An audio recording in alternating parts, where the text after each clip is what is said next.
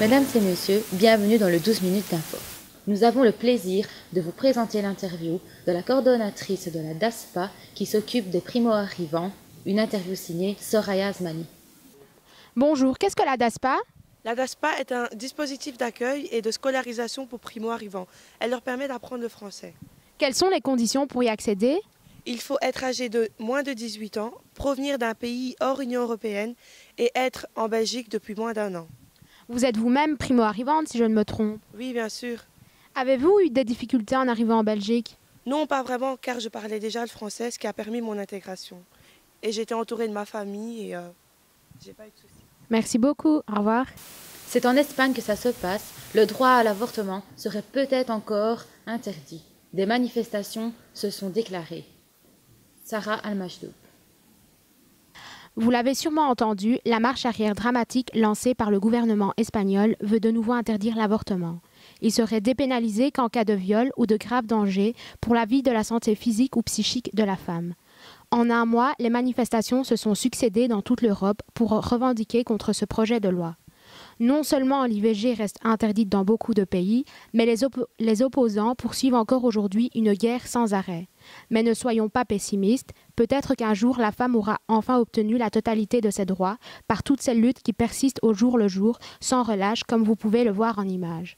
Qu'interdire l'avortement ne fait pas baisser le nombre d'avortements, mais les rend dangereux pour la santé des femmes. Pourquoi doit-on encore rappeler qu'une éducation à la sexualité pour tous les jeunes et un accès libre et gratuit à la contraception sont les seules mesures efficaces pour éviter les grossesses non désirées? Comment accepter que certains considèrent la vie d'une femme moins importante que celle d'un embryon? Face à ces menaces sur nos droits et sur la démocratie, nous devons être intransigeants. Comment développer l'autonomie de l'enfant? Pour répondre à cette question, nous allons être mis en contact avec la sociologue Déborah Yové. Tout d'abord, l'autonomie de l'enfant est importante pour favoriser son travail et de développer sa confiance en lui. C'est à ce moment-là que l'enfant commence à construire sa personnalité et vivre ses propres expériences. Il est important de tout mettre en place dès leur plus jeune âge.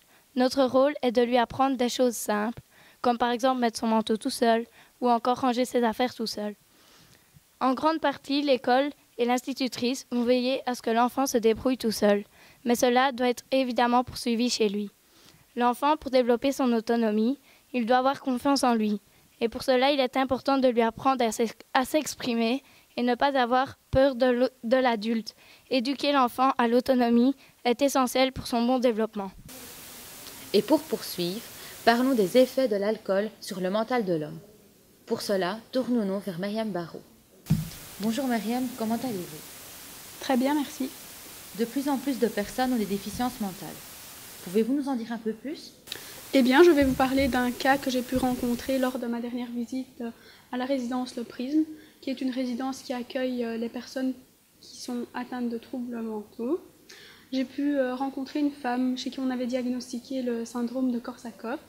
Ce syndrome vient le plus souvent chez les personnes qui ont abusé pendant de longues années d'alcool. Ça touche plus particulièrement la mémoire à court terme et ça peut aller d'un oubli de feu ou toute autre chose qu'on peut oublier facilement. Cette femme avait un petit garçon et donc vu qu'elle était un danger pour elle, on a dû lui retirer son petit enfant, ce qui l'a plus plongé dans cet abus d'alcool. Mais qu'est-ce qui pousse ces gens à rentrer dans cette dépendance? Pouvez-vous nous l'expliquer? Eh bien, sachez qu'elle est là la problématique. Pourquoi les gens se mettent-ils à boire et à noyer leurs soucis dans la boisson alcoolisée? Comme j'ai pu vous raconter avec le cas de cette femme que j'ai pu rencontrer, elle a eu plusieurs soucis, plusieurs problèmes qui l'ont fait plonger dans l'alcool. Donc ça peut partir d'un problème familial, d'un problème social.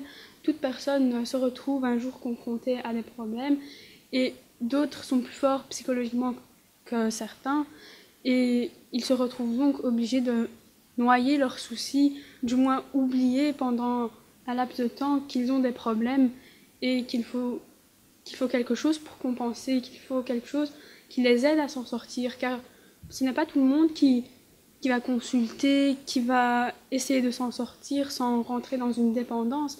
Ces personnes ont vraiment besoin de quelque chose compensatoire et qu'ils peuvent pratiquer quand ils veulent. En tout cas, merci d'avoir pris un petit peu de temps pour passer dans notre émission. Eh bien, c'est moi qui vous remercie. C'est toujours un grand plaisir de participer à votre émission. Les assistantes sexuelles, un métier en pleine expansion en Europe, parfois pratiqué comme activité complémentaire. Écoutons l'interview d'une personne très particulière. Bonjour Charlotte, quel est votre métier?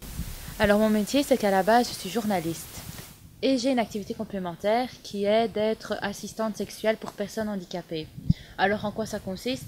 Ça consiste tout simplement d'accompagner les personnes handicapées, que ce soit mentaux, physiques. On a une petite formation qui nous explique comment on doit agir pour chaque personne.